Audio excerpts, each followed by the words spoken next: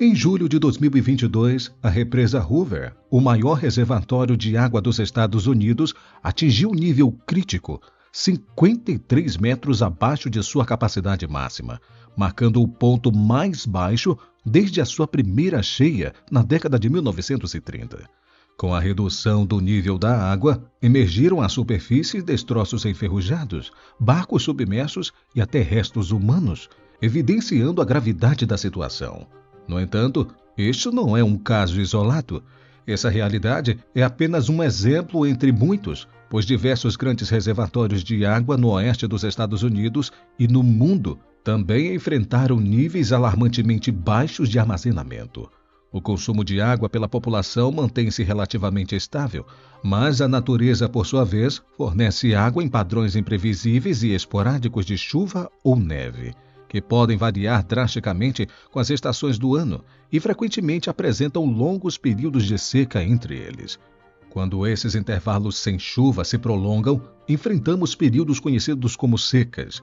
Um estudo revelou que as últimas 2 décadas representam o período mais seco em mais de 1000 anos para o sudoeste dos Estados Unidos, um fenômeno agora chamado de mega seca. Mas o que está causando esse fenômeno? E as barragens não são feitas justamente para evitar a falta de água? Esse é o Construction Time. Eu sou Luciano Guimarães e neste vídeo você vai entender o que acontece quando um reservatório seca. Barragens e reservatórios são estratégias cruciais para lidar com a imensa variabilidade no fornecimento natural de água. No entanto, surgem complicações quando esses reservatórios não se enchem como previsto, como alguns casos no Brasil, onde secas prolongadas impedem o enchimento completo dos reservatórios. A demanda constante por água faz com que seja essencial para os planejadores urbanos prepararem-se para os piores cenários.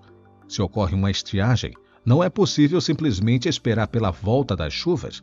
Assim, a questão-chave ao desenvolver um novo suprimento de água é rendimento firme, que é a máxima quantidade de água que a fonte pode fornecer durante a pior seca imaginável.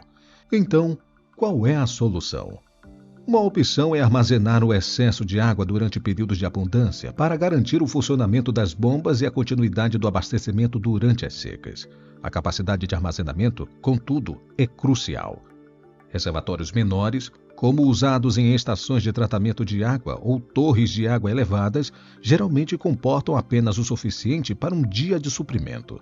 Esses reservatórios ajudam a equilibrar a demanda diária, mas não são suficientes para períodos prolongados de seca.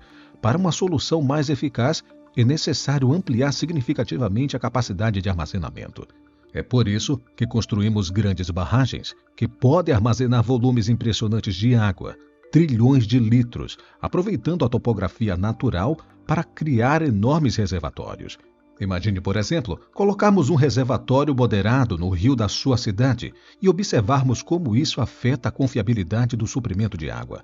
Durante a maior parte do ano, o reservatório está cheio e a água excedente segue seu curso natural. Porém, na estação seca, à medida que o fluxo do rio diminui, o reservatório pode liberar água para complementar o suprimento. Mesmo em anos secos, você terá mais água disponível do que não houvesse reservatório, garantindo um rendimento firme que mantém o abastecimento mesmo nas piores condições. Ao ampliarmos a capacidade de uma barragem para abranger mais do que apenas uma estação, transformamos completamente a gestão hídrica de uma região. Com um reservatório maior, é possível compensar não apenas os déficits dos meses secos, mas também de anos secos consecutivos. Isso eleva o rendimento firme da fonte de água para mais próximo da média de longo prazo dos fluxos do rio, praticamente eliminando o conceito de seca e transformando variações climáticas imprevisíveis em um fornecimento de água constante. Contudo, é crucial entender que o reservatório não gera água, ele simplesmente armazena o que está disponível. Além de garantir um suprimento constante para as cidades, as barragens desempenham papéis múltiplos. Elas armazenam água para a agricultura e para a produção de energia hidrelétrica, que podem se adaptar mais facilmente a flutuações na disponibilidade de água.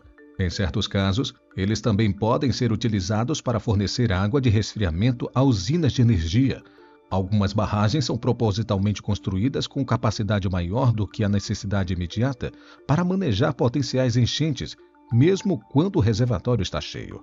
Cada reservatório segue diretrizes operacionais específicas, que definem como e quando a água pode ser usada ou liberada.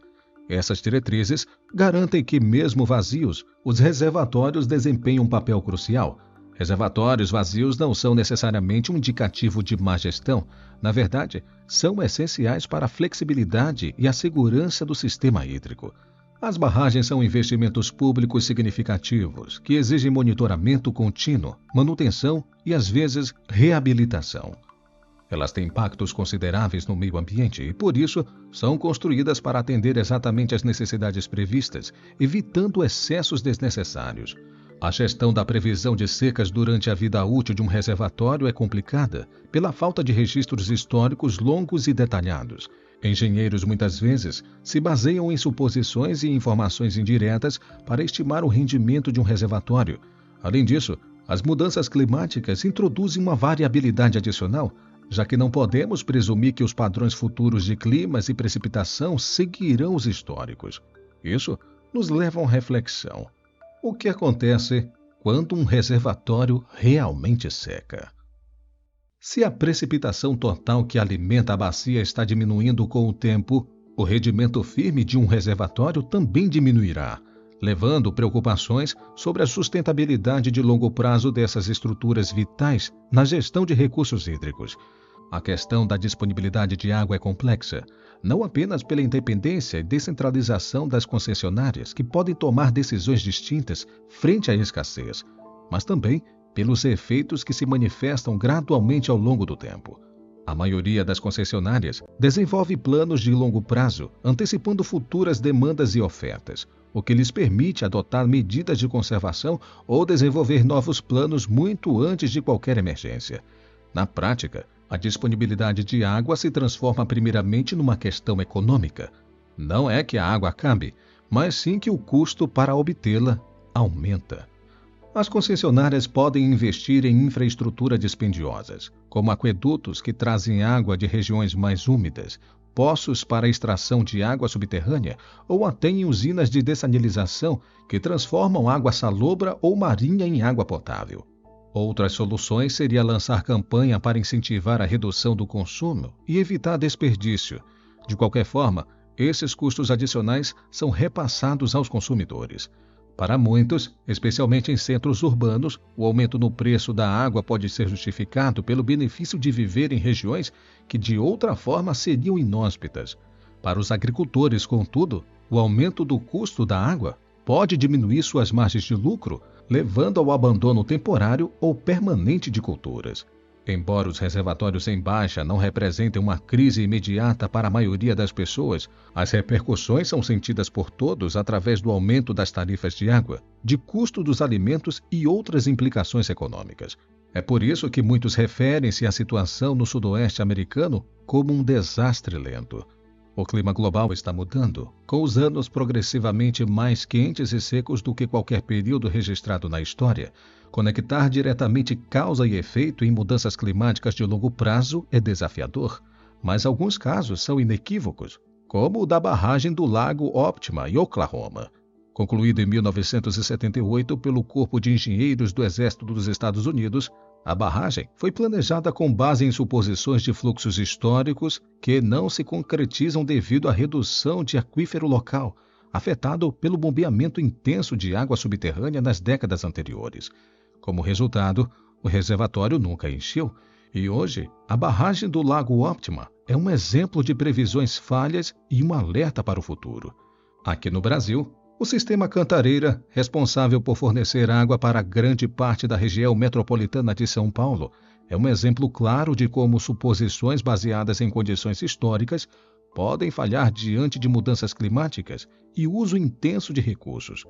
Projetado e construído entre as décadas de 1960 e 1970, o sistema foi dimensionado com base em padrões históricos de precipitação e consumo.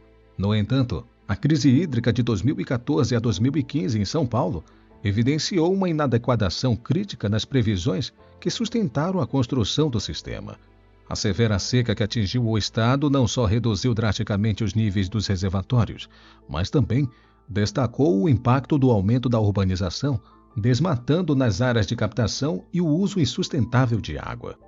Como resultado, em alguns momentos os reservatórios do sistema Cantareira operaram com menos de 5% da sua capacidade, expondo milhões a uma escassez de água sem precedentes. Administrar o abastecimento de água envolve uma complexa interação de hidrologia, geologia, meteorologia, climatologia e engenharia civil. Uma tarefa que nem todos estão preparados para lidar. Obrigado por ter assistido este vídeo até aqui. Se você gostou desse vídeo, deixe seu like, se inscreva no canal se você ainda não é inscrito e ative o sininho das notificações para sempre acompanhar aqui o Construction Time. E se você ainda vai ficar aqui no YouTube, assista outro nosso vídeo que já vai aparecer na sua tela. Um forte abraço e até o próximo vídeo.